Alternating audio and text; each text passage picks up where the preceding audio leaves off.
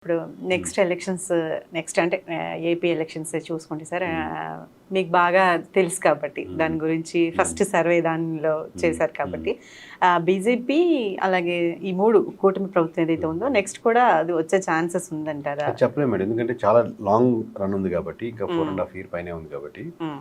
కాకపోతే ఖచ్చితంగా కాంగ్రెస్ వైఎస్ఆర్సీపీకి అది తుడుచుగా పెట్టుకోపోయినా ఏమీ లేవు కదా అనే ఆప్షన్ మటుకు నేను డినై చేస్తాను. ఆబ్వియస్లీ కాంగ్రెస్ పుష్ అవుతుంది, ఆబ్వియస్గా కాంగ్రెస్ గ్రోత్ అయ్యి మామూలు వైఎస్ఆర్సీపీ దాంతో అసోసియేట్ అయితే ఓట్ బ్యాంకింగ్ ఎలా టర్న్ అవుతుంది అనేది ఇప్పుడే చెప్పలేము. బట్ పీపుల్ అయితే మటుకు ఈ సోషల్ మీడియా మీద ఓట్ బ్యాంకింగ్ కానీ, ఫ్రీ స్కీమ్స్ మీద ఓట్ బ్యాంకింగ్ కానీ కాకుండా రియల్ వాళ్ళ ఇష్యూస్ మీద ఓట్ బ్యాంకింగ్ అయితే కోరుకుంటున్నారు. అదైతే నేను స్ట్రాంగ్గా చెప్పగలను. ఓకే, ఇప్పుడు మతపాధిపత్యం చూసుకుంటే జగన్ క్రిస్టియన్ అవ్వడం వల్ల లాభం అంటారా నష్టం అంటారా? అంటే పార్టీకి ఒక పరంగా యాడెడ్ అడ్వాంటేజ్ అండి, ఎందుకంటే ఇనిషియల్గా తనకి క్రిస్టియానిటీ, రెడ్డి, హిందూ ఎంతో కొంత ఓట్ బ్యాంకింగ్తో మొదలయ్యారు.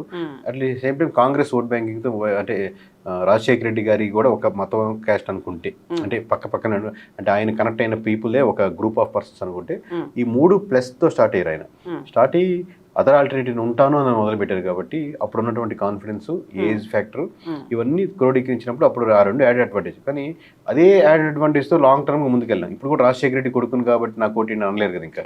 సో ఆ సెక్షన్ పోయింది. ఇప్పుడు నేను యంగ్ అని అనలేరు కదా, పవన్ పెరుగుతుంటే వయసు కానీ తరిగే వయసు కాదు ఎవరికి. సో నేను క్రిస్టియన్ కాబట్టి ఓటీ, రెడ్డి కాబట్టి ఓటీ అనలేరు. సో పవన్ ఆ బేసే నిలబడకుండా నేను ఈ ఫ్యాక్టర్స్ చేశాను, ఈ ఫ్యాక్టర్స్లో మిస్టేక్స్ అయినాయి, ఈ ఫ్యాక్టర్స్ మార్చుకుంటాను, వాళ్ళు ఈ ఫ్యాక్టర్స్ చేస్తారు, మీరు నేను స్ట్రాంగ్ నేను ఇదే అనుకుంటే మళ్ళీ ఆబ్వియస్గా ఓట్ బ్యాంకింగ్ పెరిగేదానికి, సీట్లు పెరిగేదానికి కాన్ఫిడెన్స్ ఉంటుంది. లోకేష్ నెక్స్ట్ చాలా మంది సీనియర్లు కొంతమంది అంటే నెక్స్ట్ తనే సీఎం అయ్యే అవకాశం ఉంది తెలుగుదేశం పార్టీ తరఫున ఒకవేళ వస్తే, అది ప్లస్ అంటారా పార్టీకి మైనస్? ఆబ్వియస్లీ టీడీపీకి ఇప్పుడు మనకు ఫ్యామిలీగా ఉంటారు కదండి. ఆబ్వియస్లీ చంద్రబాబు నాయుడు గారి తర్వాత లోకేష్ గారికి ఇవ్వాలని చూస్తారు, మామూలుగా ఎవరికి ఇవ్వాలని చూడరు కదా.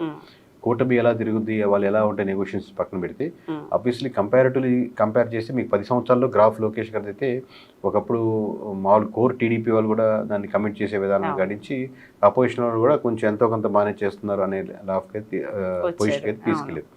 బట్ ఇక్కడి నుంచి ఎలా మూవ్ చేసుకుంటారు అనేది చాలా మెయిన్ విషయం. అంటే తన మార్క్ ఆఫ్ పాలిటిక్స్, తన మార్క్ ఆఫ్ డిఫరెన్సెస్ చూపించగలిగితే ఆబ్వియస్గా పీపుల్ అబ్జర్వ్ చేస్తూ ఉంటారు ప్రతి స్టెప్స్ని. అంటే ఇప్పటికైతే ప్రస్తుతానికి గవర్నమెంట్ ఫామ్ అయ్యాక అలాంటి మార్క్ అయితే కనపడలేదు. ఎస్ సార్, జనసేన ఎక్కువ స్ట్రీమింగ్లో ఉంది కదా, అంటే లోకేష్ అథారిటీ కనిపిస్తుందా లేదా, నెక్స్ట్ జనసేనకి ఎక్కువ అవకాశాలు ఉండే అవకాశం ఉంది కదా అని? 100% జనసేనకైనా ఉంటాయండి, ఎందుకంటే వాళ్ళు పోటీ చేసిన ప్రతి దగ్గర గెలిచారు కాబట్టి. కాకపోతే నెక్స్ట్ ఎలా ఉంటుంది అనేది, గెలిచే వరకు మీకు ఆ పాయింట్స్ ఉపయోగపడ్డాయి, గెలిచిన తర్వాత ఎలా అనేది ఈ లాంగ్ టర్మ్గా మిమ్మల్ని ఆ మెచ్యూరిటీ చూసారా, ఇష్యూస్ ఐడెంటిఫై చేసి వెంటనే రిజాల్వ్ చేస్తున్నారా? ఒకరే కాదు కదా, మొత్తం ఎమ్మెల్యేస్ అంతా ఎలా చేస్తున్నారు. At the same time BJP బాగా డౌన్ఫాల్ అయింది అనుకోండి, ఆ ఇంపాక్ట్ కూడా నువ్వు ఎన్డీ మీద పడుతుంది. అసోసియేట్ అప్పటికి కూడా అయ్యున్నారు అనుకోండి, బట్ బీజేపీ మీద విపరీతమైన వ్యతిరేకత పెరిగింది 5 సంవత్సరాల్లో. పాజిటివ్ ఉంటే ఆబ్వియస్గా యాడెడ్ అడ్వాంటేజ్, నెగిటివ్ ఉన్న డిసడ్వాంటేజే కదా. ఇప్పుడు మీరు చెప్పిన కామెంట్ ప్రకారం చూస్తే సార్, అంటే మీరు చెప్పిన న్యూస్ ప్రకారం, నాట్ కామెంట్, అది స్టేట్మెంట్. ఇప్పుడు బీజేపీకి గవర్నమెంట్ రాకపోవచ్చు కొన్ని రాష్ట్రాల్లో అంటున్నారు, అది తెలంగాణ మీద కానీ లేదా ఇప్పుడు కూటమి ప్రభుత్వం మీద కానీ పడే అవకాశం ఉంది కదా? 100%. మీకు యాడెడ్ అడ్వాంటేజ్ ఏంటంటే ఈ 5 సంవత్సరాలు బీజేపీ గవర్నమెంట్ ఉంది కాబట్టి BJP also knows that most of the states లో మనం ఓడిపోతున్నాం అని ఇంటర్నల్ గా వాళ్ళకి తెలిసే ఉంటుంది అనుకుంటున్నాను.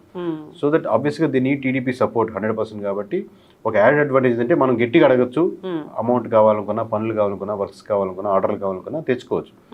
కత్తికి అదర్ సైడ్ పొద్దునుకున్న ఇబ్బంది ఏంటంటే అది మునుగుతుంటే దాంతో పాటు ఇంకో పార్టీని కూడా తీసుకెళ్తూ ఉంటుంది అసోసియేట్ అవుతున్నప్పుడు. సో ఈ రెండింటిని ఎక్కడ బ్యాలెన్స్ చేస్తుంది అనేది చూసుకోవాలి జనం అంతా కూడా. అంటే ఎవరి పార్టీకి సంబంధించిన వాళ్ళు ఇది అబ్జర్వ్ చేసుకోవాల్సిందే ఖచ్చితంగా. 100%. ఒక 5 పాయింట్లు చెప్పమంటే బీజేపీ ఓటింగ్ నష్టానికి మీరేం చెప్తారు సార్?